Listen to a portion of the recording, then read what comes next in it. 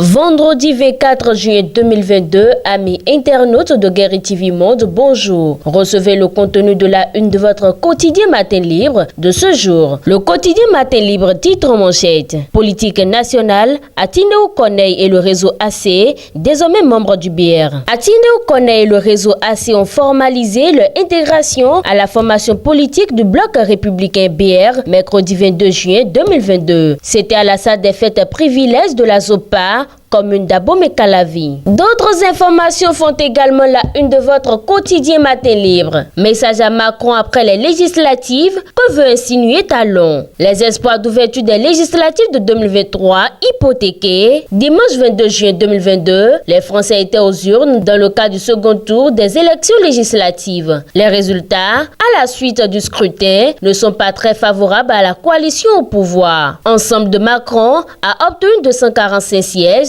alors qu'il lui fallait au moins 289 sièges pour avoir la majorité absolue. L'opposition a obtenu 226 sièges, dont 137 pour la NUP de Jean-Luc Mélenchon et 89 sièges pour le RN de Marine Le Pen. Assemblée générale extraordinaire de Asso Modèle HBC de Porto Novo. Un bureau unanime avec à sa tête Modeste Oscar Saizonou. Dépénalisation de la diffamation et injure via les réseaux sociaux. Le Niger montre la voie au Bénin. Au Niger, les députés ont approuvé mardi 21 juin 2022 le projet de loi modifiant et complétant la loi numéro 2019-33 du 3 juillet 2019 portant répression de la cybercriminalité. Ainsi, avec cette mise à jour, même si la loi complète et modifiée maintient la prison et des peines complémentaires pour les délits de xénophobie et de racisme, il faut souligner qu'elle a beaucoup évolué, puisqu'elle supprime désormais la peine privative de liberté quant à la diffamation et à l'injure. Quand on sait qu'au Bénin à côté, il y a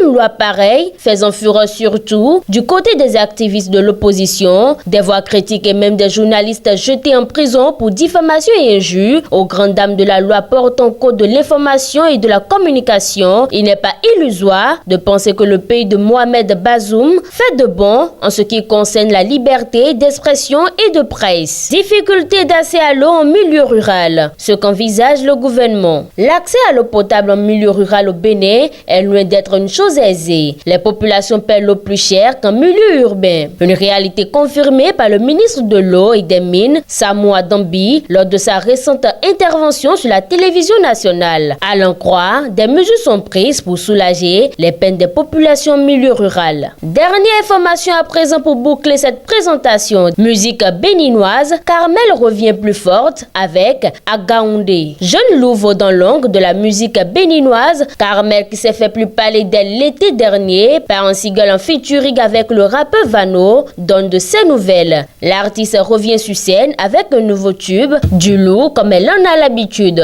Son entretien avec le quotidien Matin Libre à suivre dans les colonnes du journal. Et c'est tout pour cette présentation du contenu de la une de votre quotidien Matin Libre. Merci de nous avoir suivis et à la prochaine.